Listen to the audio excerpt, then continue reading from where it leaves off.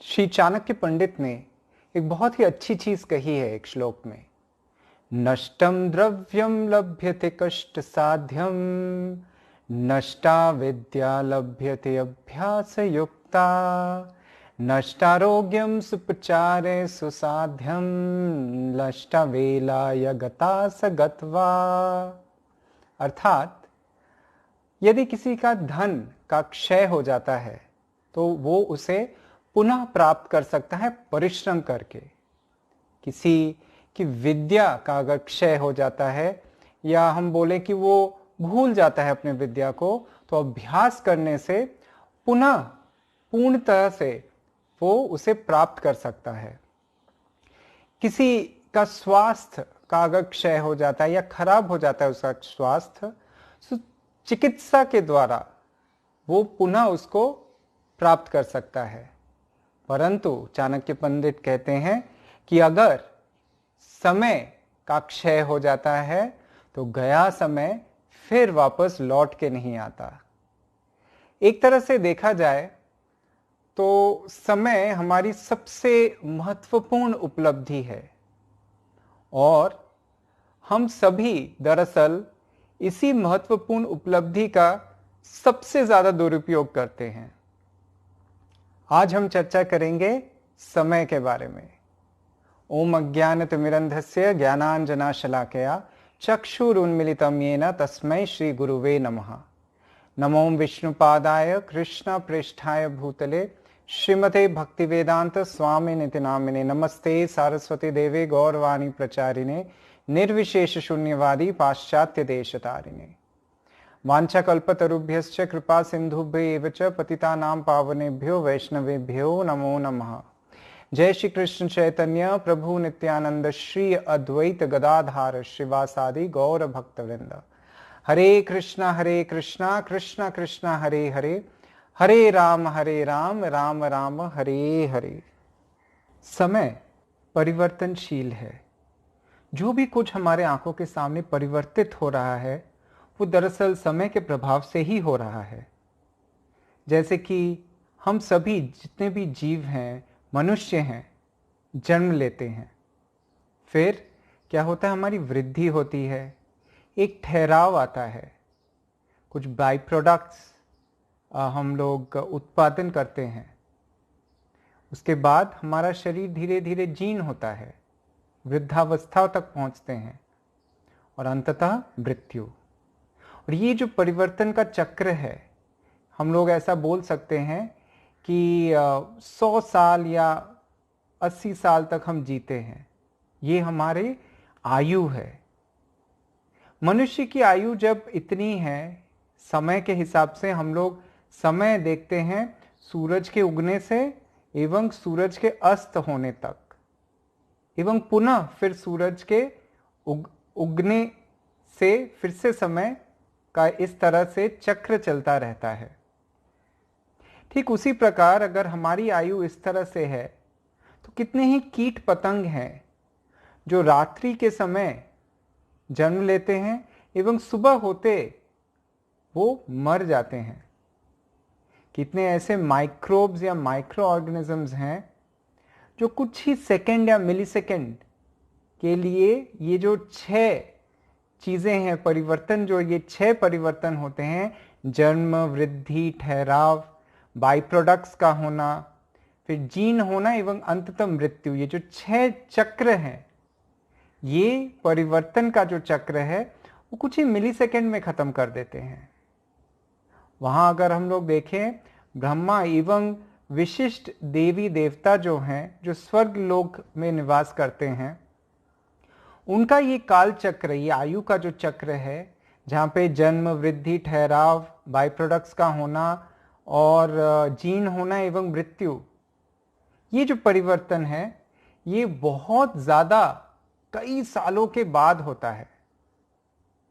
तो समय देखा जाए तो हर एक जीव के लिए अलग अलग है, लेकिन अवश्य ही समय परिवर्तन लाता है और परिवर्तनशील है। भागवतम में भीष्म देव भी यही कहते हैं कि समय इतना बलशाली है कि जिस प्रकार अपने बल से वायु जितने भी मेघ हैं उसको अपने तरफ से खींच के एक जगह से दूसरे जगह लेके जाती है, ठीक उसी प्रकार अपने बल से, अपने प्रभाव से समय हर एक चीज में परिवर्तन लाता है। तो कैसे बनता है समय इतना बलशाली, और कौन है ये समय? भगवत गीता में भगवान श्री कृष्ण कहते हैं, कालो अस्मि लोक अक्षय कृत प्रवृद्धो, मैं स्वयं काल हूं एवं काल के रूप में मैं सभी का संहार करता हूं। भगवत गीता में भगवान ये भी कहते हैं, काल कलयताम अहम, मैं काल हूं और वो काल जो हर एक चीज का दमन कर सकता है, हर एक चीज को कंट्रोल कर सकता है, हर एक चीज का क्षय कर सकता है, मैं वो काल हूं। भगवत गीता में भगवान श्री कृष्ण ये भी कहते हैं कि अहम एव अक्षय कालो, काल एक तरह से देखा जाए तो अक्षय है खुद। हाँ, वो हर एक चीज का क्षय करता है अवश्य, लेकिन काल स्वयं अक्षय है। जैसे मैंने पहले कहा कि हमारे हिसाब से जो समय है या काल है वो सूरज के साथ जुड़ा हुआ है, लेकिन जब सब कुछ ध्वंस हो जाता है, सिर्फ पृथ्वी ही नहीं पूरा विश्व ब्रह्मांड ध्वंस हो जाता है, सूरज भी नहीं रहता, तब क्या समय भी नहीं रहता? तब भी समय रहता है।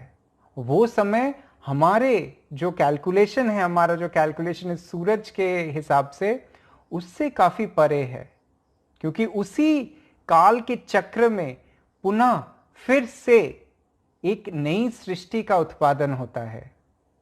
और ये जो परिवर्तन चल रहा है, जो इस जड़ जगत से काफी परे है, उसको भी नियंत्रण काल ही करता है, समय ही करता है। और ये समय कौन है? ये समय श्री कृष्ण का ही रूप है। और क्योंकि भगवान स्वयं, श्री कृष्ण स्वयं समय है, तो वो अगर चाहते हैं तो समय को छोटे से छोटा भी कर सकते हैं एवं विशाल से विशाल भी बना सकते हैं। जिस प्रकार रासलीला के वक्त, हालांकि वो एक ही रात्रि थी, परंतु कृष्ण ने उसको एक्सपैंड किया, उसको विस्तार किया, एवं ब्रह्मा की एक रात्रि के समय इतना समय लगा उस रासलीला का जो लीला हुआ था, उसमें एक रात्रि को ब्रह्मा के एक रात्रि में परिणत किया भगवान ने। ठीक उसी प्रकार भगवान बहुत ही बड़े, विशाल, विस्तृत समय को संक्षिप्त या छोटा भी कर सकते हैं। एक बार एक वृद्ध आदमी को लगा कि अब आयु ही मेरी कितनी बची है, चल के श्री बद्रीनाथ जी का दर्शन किया जाए, तो वो निकल पड़ा। लेकिन क्योंकि वो बहुत ही वृद्ध था, तो उसको ऊपर चढ़ने में बहुत समय लग गया। जब तक वो ऊपर चढ़ा तो देखा कि पुजारी दरवाजा बंद कर रहा है भगवान का। तो उसने कहा, पुजारी जी मैं आ गया हूँ, कृपया कृपया, बहुत कष्ट करके मैं आया हूँ, मुझे भगवान के दर्शन करने दीजिए। तो पुजारी ने कहा, भगवान तो किसी के हिसाब से नहीं चलते, भगवान हमको चाहिए कि हम भगवान के हिसाब से चलें। तो आप अभी वापस चले जाइए एवं 6 महीने के बाद, जब 6 महीने के बाद ये दर्शन फिर से देंगे, तब आप वापस आइए। और ऐसा कह के पुजारी ताला लगा के चला गया नीचे के गांव के तरफ, क्योंकि बद्रीनाथ में बहुत बर्फ पड़ता है सर्दी के वक्त, एवं 6 महीने तक मंदिर बंद रहता है। तो इस वृद्ध को इतनी हताशा हुई, क्योंकि बहुत ही कष्ट करके इस अवस्था में वो भगवान के दर्शन करने आया था, और वो सोच नहीं पा रहा था वो क्या करेगा। और ऐसे हताश होकर जब बैठा हुआ था, तो उसने देखा कि दूर से एक घोड़े के ऊपर सवार होके एक आदमी आ रहा है, बहुत ही सुंदर देखने में। वो आदमी आके बोला, अरे आप क्या कर रहे हैं यहाँ पे? तो ये वृद्ध बोला, अपनी पूरी कहानी सुनाया कि ऐसी ऐसी परिस्थिति है और अब मैं क्या करूं, मुझे समझ में नहीं आ रहा है। तो तब उस इंसान ने, उस आदमी ने उसको बोला, उस वृद्ध को बोला कि अरे आप इतने वृद्ध हो गए हैं, शायद आपने ठीक से सुना नहीं, दरअसल कल ये मंदिर बंद होने वाला है। तो कल सुबह जब मंदिर खुलेगा तब आप दर्शन कीजिए और फिर मंदिर बंद हो जाएगा और आप फिर नीचे के तरफ प्रस्थान कीजिएगा। तो जब तक ये मंदिर खुलता है, ये रात्रि आप कैसे, यहाँ पे इतनी ठंड है, कैसे बिताएंगे? आइए, मेरी कुटिया है बगल में ही, बहुत दूर नहीं है, मैं आपको घोड़े के साथ लेके जाता हूँ और वहाँ आप रात्रि गुजारिए।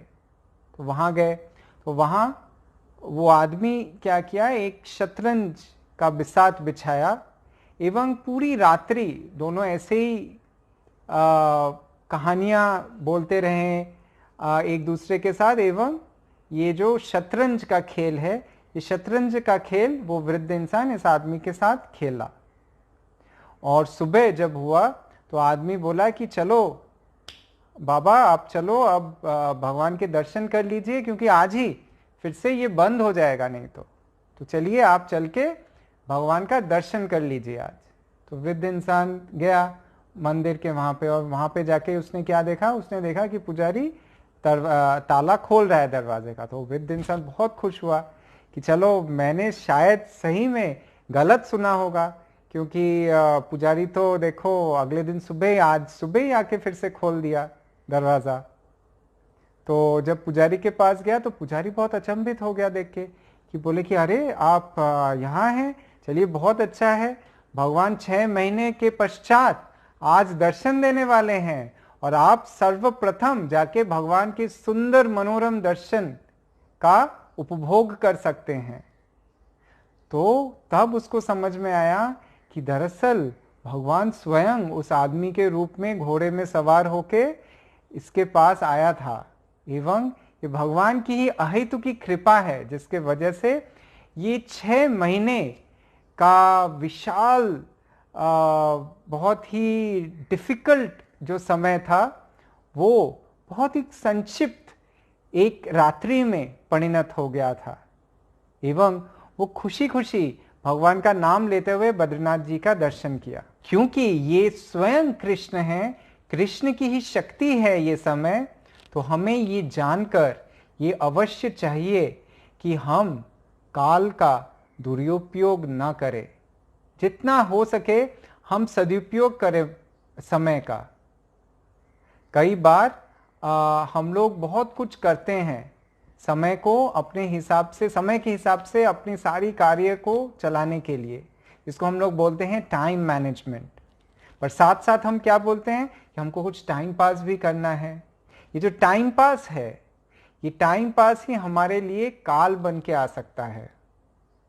चलिए देखते हैं किस प्रकार हम बहुत अच्छे तरीके से समय का व्यवस्थापन या टाइम मैनेजमेंट कर सकते हैं। 2 चीजें हैं, एक है दिशा, दूसरी है दशा।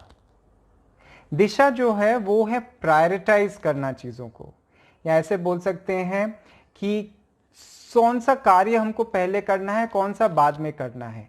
सही कार्य को करना सही समय पर, उसको प्रायोरिटी देना, उसको प्रायोरिटाइज करना, उसको कहते हैं दिशा। हम सही दिशा में जा रहे हैं। और दशा है कि शेड्यूल करना, हम लोग कार्य को ताकि सही तरीके से कर सके, इस कार्य को इतना समय हम देने वाले हैं। तो हम लोग शेड्यूल तो काफ़ी समय कर लेते हैं कि हम दिन में उठेंगे, जप करेंगे, भगवान की सेवा करेंगे, ऐसे अपना शेड्यूल बना लेते हैं। लेकिन कई बार हमारी जो दिशा है, जो प्रायोरिटी है, वो ठीक नहीं रहता है, और इस वजह से काफ़ी समस्या होती है हम सभी को। एक बार एक अध्यापक अपनी कक्षा में एक बहुत बड़ा बरनी लेके गया, जिसके आर पार देख सकते हैं, कांच की बरनी थी एक। एवं वो सारे अपने स्टूडेंट्स को समझाने के लिए उसने क्या किया, उस बरनी को बड़े बड़े पत्थरों से भरा, और फिर उसने पूछा, बताओ क्या ये भरा हुआ है? तो सारे उसके जितने भी छात्र थे, जितने भी स्टूडेंट्स थे, सभी ने कहा हाँ टीचर, ये तो भर गया है।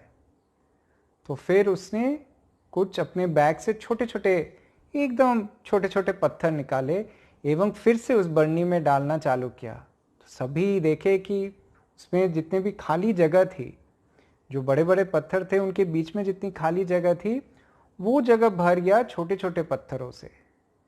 तो अब जो टीचर था वो पूछा कि बताओ मेरे छात्र, क्या ये बरनी भर गया है? तो सब बहुत अच्छे से देख के बोले कि हाँ, ये तो भर ही गया है लगता है। तो फिर उसने अपने बैग से निकाला बालू, और बालू की जो बोरिया थी उसमें से थोड़ा सा बालू निकाल के वो बाकी की जो जगह थी, जो बड़े पत्थर और छोटे पत्थर के बीच में जो जगह थी उस बरनी में, उसको भरना चालू किया। और फिर सभी अचंभित होकर देखे कि अरे वाह, इस बालू के लिए भी यहाँ पे जगह हो गया है। और अंततः टीचर ने क्या किया, उसके अंदर पानी भरा, और फिर उन लोगों ने देखा कि 3 चीजें भरने के बावजूद, जहां हम लोग को लगा कि और यहाँ पे जगह ही नहीं है कुछ भरने का, पानी भी भरने के लिए यहाँ पे स्थान है या जगह था। तो जब ये पूरा एक्सरसाइज, ये अभ्यास जो था ये हो गया, तो अध्यापक ने अपने छात्रों से पूछा, तो बताओ आप में से कौन ये बोल सकता है कि ये जो अभ्यास हमने किया है, ये जो एक्सरसाइज किया है हमने, इससे हमको क्या सीख मिलती है? तो एक छात्र अपना हाथ उठा के बोला कि टीचर, मुझे ऐसा लगता है कि आप ये हमें सिखाने की कोशिश कर रहे हैं कि चाहे हम कितना भी व्यस्त हों, लेकिन हर एक चीज को करने के लिए हमें कहीं ना कहीं समय निकालना ही पड़ता है, और निकल भी जाता है अगर हम चाहें तो। टीचर बोला कि ये जो तुम बोल रहे हो ये अच्छा है, लेकिन मैं ये तुम लोगों को सिखाने की कोशिश नहीं कर रहा हूं। मैं ये सिखाने की कोशिश कर रहा हूं कि सबसे पहले तुमको जो बड़े पत्थर हैं उनको इस बरनी में डालना पड़ेगा। अगर तुम इस बरनी को पहले ही बालू से या पानी से भर दिए तो बड़े पत्थर को डालने के लिए जगह ही नहीं बचेगी। वो पूरा बरनी सिर्फ पानी से या सिर्फ बालू से भी भर सकता है। ठीक उसी प्रकार जब तुम कुछ भी कार्य, बहुत सारे कार्य जहां पे तुम्हारे पास है करने के लिए, तो तुम्हें प्रायोरिटाइज करना पड़ेगा। तुम्हें ये देखना पड़ेगा कि कौन सा कार्य ज्यादा महत्वपूर्ण है और ज्यादा आवश्यक है।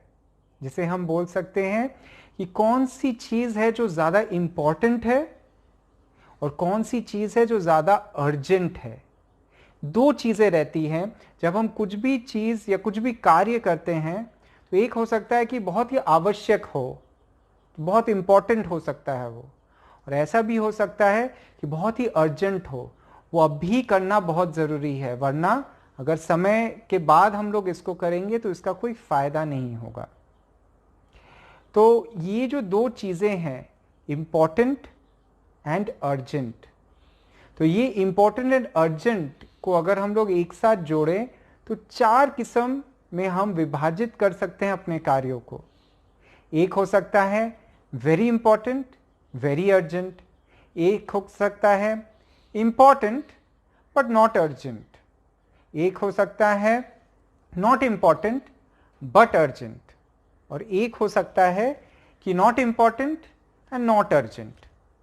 तो ये जो 4 भाग हैं हमारे किसी भी कार्य को करने के लिए, तो शेड्यूलिंग या दिशा हम किस तरह से बनाएं, तो इस तरह से बनाएं जो जिस कार्य को आपको लग रहा है कि ये इंपॉर्टेंट है और अर्जेंट है, तो उसे तुरंत कीजिए, उसके ऊपर और सोचिए मत। That is your first priority. Second क्या है? सेकेंड ये है कि कुछ चीजें हैं जो इंपॉर्टेंट हैं लेकिन अर्जेंट नहीं है, तो उसको आप प्लान कीजिए करने का, उसको तुरंत करने की जरूरत नहीं है। अगर वो अर्जेंट नहीं है तो आप मत कीजिए उसको प्लानिंग में रखिए अपने। तीसरा है कि कुछ इंपॉर्टेंट नहीं है लेकिन अर्जेंट है, हमारे लिए ये बहुत जरूरी नहीं है लेकिन ये करना भी बहुत आवश्यक है। तो उस चीज को क्या कीजिए, उस चीज को नेगोशिएट करने की कोशिश कीजिए कि क्या किसी तरह से नेगोशिएट करके इसकी अर्जेंसी जो है इसको थोड़ा सा कम किया जा सकता है, क्या इसको थोड़ी देर बाद कर सकते हैं। सो नेगोशिएट कीजिए उसके साथ। और अगर कोई चीज आपके लिए इंपॉर्टेंट नहीं है और अर्जेंट भी नहीं है, तो उसे आप क्या कीजिए, उसे करने की ज़रूरत नहीं है, उसके अपने दिमाग से ही निकाल दीजिए उस चीज़ को। जब इस प्रकार से, इस तरह से हम अपना जो कार्य है उसको समय के हिसाब से इस तरह विभाजित करेंगे, तब आप देखेंगे कि बड़े पत्थर, छोटे पत्थर, बालू एवं पानी के लिए भी आपके पास स्थान हो जा रहा है और सारी चीजें ही आप बहुत अच्छे तरीके से कर पा रहे हैं। एवं अपने इस टाइम मैनेजमेंट को, इस चीज़ को शेड्यूल करने के लिए, इस चीज़ को प्रायोरिटाइज करने के लिए आप आलसीपन मत दिखाइए, आलस मत कीजिए कहीं पे भी। एवं जिसको बोलते हैं दीर्घ सूत्रता, यानी कल करेंगे, आज नहीं कल करेंगे, ये इस चीज़ को मत कीजिए। जो करना है कीजिए। ये दो चीज़ें हैं जो हमें समय को बर्बाद करने में हमें फोर्स करता है या हमारे ऊपर बल डालता है। तो ये जान के कि भगवान श्री कृष्ण स्वयं समय है एवं समय के रूप में वो हर एक चीज़ का नियंत्रण करते हैं, हमें ये चाहिए कि हमारे भक्ति जीवन में हमें भी बहुत अच्छे तरीके से समय का सदुपयोग करना चाहिए। कहीं ऐसा कुछ ना करें हम जहाँ पे हमको लग रहा है कि ये तो ज़रूरी नहीं था मेरे लिए, क्योंकि वो समय अगर बर्बाद हो गया तो वो छूट गया, वो वापस और कभी नहीं आने वाला आपके पास। वॉल्ट डिज्नी, बहुत ही फेमस व्यक्तित्व, जब वो वृद्धावस्था में पहुंच गए तब उन्होंने कहा, और बहुत ही तकलीफ में थे, बहुत ही जर्जरित हो गए थे, एवं अपने डॉक्टरों से तब उन्होंने कहा कि मैं अपनी आधी संपत्ति तुम लोगों को दे सकता हूं यदि तुम मेरी आयु को 1 साल, सिर्फ 1 साल और बढ़ा दो। और उनके डॉक्टरों ने ये कहा कि ये संभव नहीं है बिल्कुल भी, ये हमारे हाथ में नहीं है, क्योंकि सभी कुछ दरअसल भगवान श्री कृष्ण उनके हाथ में है। तो ये जान के कि समय के रूप में भगवान हम सभी चीज़ों में परिवर्तन ला रहे हैं, नियंत्रण ला रहे हैं। जो अच्छी चीज़ें हो रही हैं उसको और अच्छे से करने की कोशिश कीजिए समय के साथ, और जो चीज़ें खराब हो रही हैं, अच्छी नहीं हो रही हैं, उनमें परिवर्तन लाने की कोशिश कीजिए। ये जो लॉकडाउन का समय हम सभी को मिला था और अभी भी थोड़ा बहुत मिल रहा है, इसका सदुपयोग कीजिए, जप कीजिए, भगवान की गुण कीर्तन महिमा के बारे में सुनिए। एवं भगवान आपके घर में अगर पट है भगवान का या विग्रह है तो उनकी सेवा में नियुक्त होइए। कुछ नहीं तो कुछ रसोई कीजिए भगवान के लिए। जो भी आप भगवान के लिए करेंगे, वो जो सेवा है, वो जो समय है, वो अक्षय बन जाएगा। ये जान के आप अपने समय को और सुंदर तरीके से शेड्यूल करने की कोशिश कीजिए, अपने कार्यों को उस तरह से प्रायोरिटाइज करने की कोशिश कीजिए। और मैं ये आशा करता हूँ कि इस सेशन के उपरांत आप सभी कहीं ना कहीं अपने शेड्यूल में, अपने प्रायोरिटी में भगवान के लिए, अपने लिए और अच्छे से समय निकाल पाएंगे। हरे कृष्णा कृष्णा कृष्णा हरे हरे, हरे राम राम राम हरे हरे।